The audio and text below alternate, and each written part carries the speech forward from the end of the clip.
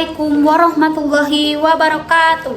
Halo semuanya, perkenalkan nama saya Nurul Fadila Putri dengan NIM 856801717, Prodi S1 PGSD semester 6 dengan tutor pembimbing Eka Nopianti, mata kuliah Inovasi Pembelajaran di SD. Baiklah, pada hari ini saya akan membuat sebuah tugas tentang membuat aplikasi atau menggunakan aplikasi Google Meet. Mari kita simak penjelasan dan bagaimana cara aplikasi Google Meet. Latar belakang, perkembangan TIK telah mengubah kehidupan. Di bidang pendidikan, salah satu dampaknya adalah pendidikan terbuka. Pendidikan terbuka adalah pendidikan yang siapa saja bisa mengakses belajar dengan waktu fleksibel dan di mana saja. Pada terjadinya pandemi, seiring berjalannya waktu, mempercepat pembelajaran daring. Guru, dosen, mahasiswa harus melanjutkan pembelajaran bagaimanapun caranya. Walaupun tidak bersekolah secara tatap muka, guru, dosen, dan harus menjelaskan berbagai materi yang harus disampaikan kepada siswa. Salah satunya adalah aplikasi Google Meet. Google Meet adalah salah satu aplikasi platform digital yang bisa memungkinkan guru, dosen, dan mahasiswa belajar bersama, berbagi materi, dan berkomunikasi secara virtual, sehingga pembelajaran dapat tersampaikan, bisa melihat dan bertemu secara daring. Baiklah, pada aplikasi ini Google Meet, saya akan menggunakan aplikasi Google Meet untuk mengajar. Contoh mengajar bagaimana aplikasi Google Meet diterapkan dalam pembelajaran daring. Bagaimana pembelajaran dapat tersampaikan, bagaimana materi bisa tersampaikan, dan bagaimana walaupun pembelajaran daring, pembelajaran bisa fleksibel seperti di dalam kelas. Materinya tersampaikan, anak-anak, murid-murid bisa paham walaupun dengan tidak tatap muka. Baiklah, mari kita simak video pembelajaran daring dengan menggunakan aplikasi Google Meet. Assalamualaikum warahmatullahi wabarakatuh.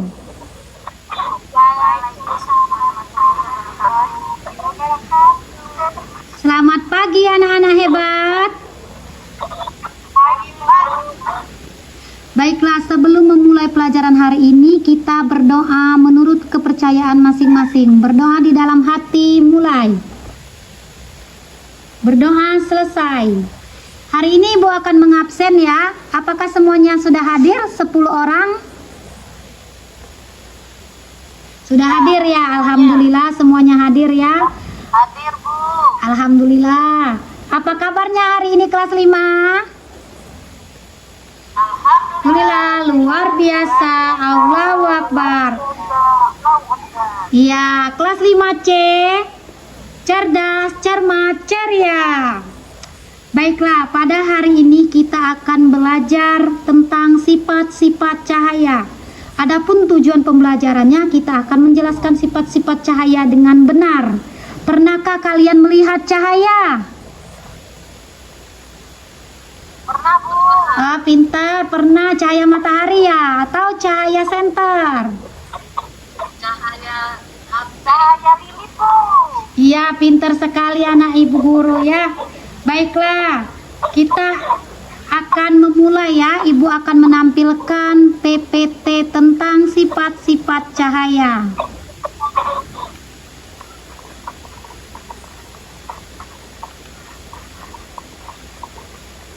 Ibu akan menampilkan PPT tentang sifat-sifat cahaya.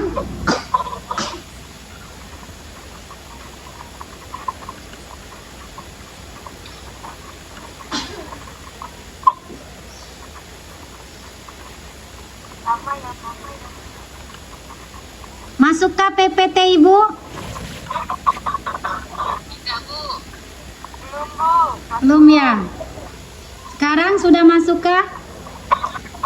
Sudah. Ya. Belum, Bu. Belum? Nah, sudah masuk belum anak-anak? Baiklah, pada pembelajaran hari ini kita akan mengenal sifat-sifat cahaya.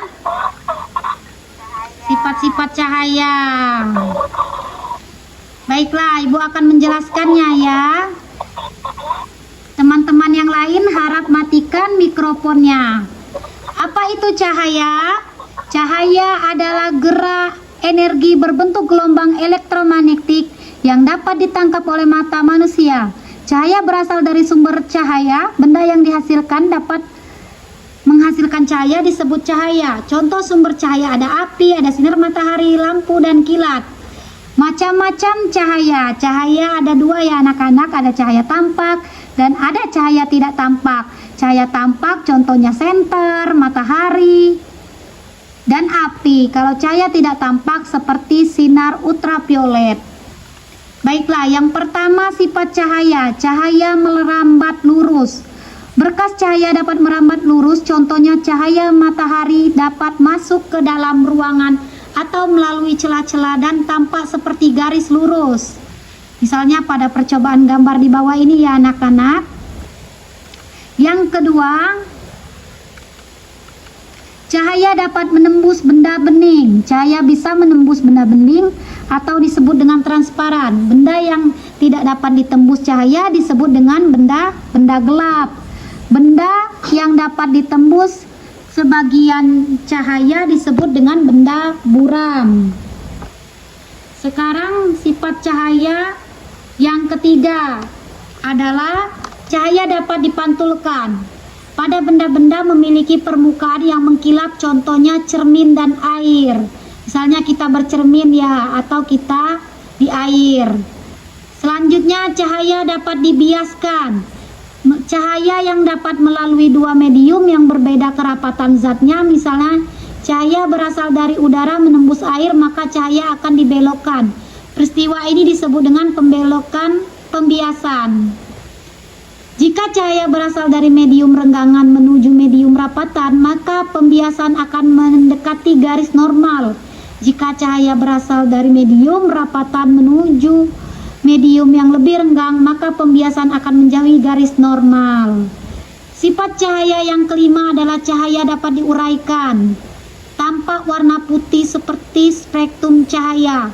Sebenarnya cahaya dapat diuraikan menjadi berbagai warna, contohnya fenomena pelangi, menguraikan dari cahaya matahari. Sifat cahaya yang keenam, ketika cahaya dihalangi akan terbentuk bayangan. Cahaya merambat lurus dan tidak dapat berbelok. Ketika cahaya mengenai suatu benda, maka cahaya terhalang benda akan membentuk bayangan. Ketika kita sedang berjalan di tengah teriknya matahari, ya anak-anak dapat membentuk bayangan. Nah, dari sifat-sifat cahaya, ternyata cahaya sangat penting bagi kehidupan manusia, terutama di sekitar kita. Cahaya memungkinkan kita bisa melihat benda di sekitar kita, bahkan berada di luar angkasa. Cahaya matahari membantu proses fotosintesis pada tumbuhan. Cahaya matahari dapat diubah menjadi energi listrik dan panel surya. Do you have any question? Baiklah anak-anak, dari penjelasan Ibu, siapa yang ingin bertanya? Boleh angkat tangannya atau... Oh baiklah, ada satu orang, Yenda. Boleh Yenda, silakan bertanya. Bertanya Ibu tentang sifat cahaya. Saat kita bercermin di air, termasuk sifat cahaya atau tidak itu Bu? Jika iya, sebutkan.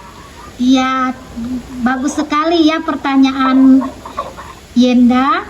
Sekarang Ibu akan menjawab ya. Saat kita bercermin atau di air, itu termasuk sifat cahaya. Cahaya dapat dipantulkan pada slide kedua tadi.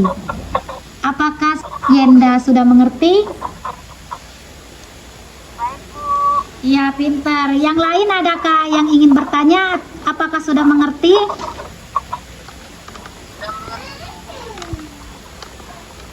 Baik, kalau sudah mengerti, kita akan mengakhiri pembelajaran hari ini ya. Sebelum kita mengakhiri, bagaimana perasaan kalian belajar hari ini? Ya, senang ya. Baiklah, Ibu akan menyimpulkannya bahwa kita di sekitar kita banyak sekali sifat-sifat cahaya yang kita temui ya. Bukan hanya lampu senter, ternyata cahaya matahari juga termasuk sifat cahaya lilin dan cahaya api. Baiklah, Ibu akan memberikan tugas ya untuk kalian di rumah. Tugas di rumah adalah carilah sifat cahaya yang ada di sekitar lingkungan kalian. Tulis nama peristiwanya, sifat cahaya dan penjelasannya ya. Kumpul lewat grup WhatsApp. Ada yang ingin ditanyakan tentang tugasnya? Sudah mengerti tentang tugas PR di rumah? Ya, sudah mengerti ya. Baiklah, kalau sudah mengerti kah? Lutfia, ada yang ingin ditanyakan tentang tugasnya besok untuk di rumah? Tidak ada, Bu. Ya. Tugasnya carilah contoh sifat-sifat cahaya yang ada di sekitar rumah ya. Sudah itu beri penjelasannya dan kirimkan ke grup WhatsApp. Tulis di kertas selembar. Baiklah, hari ini sudah selesai pembelajaran kita. Anak Ibu sudah mengikuti pembelajaran dengan baik dan aktif. Ibu akhiri, wassalamualaikum warahmatullahi wabarakatuh. Sampai jumpa di pertemuan selanjutnya ya anak-anak.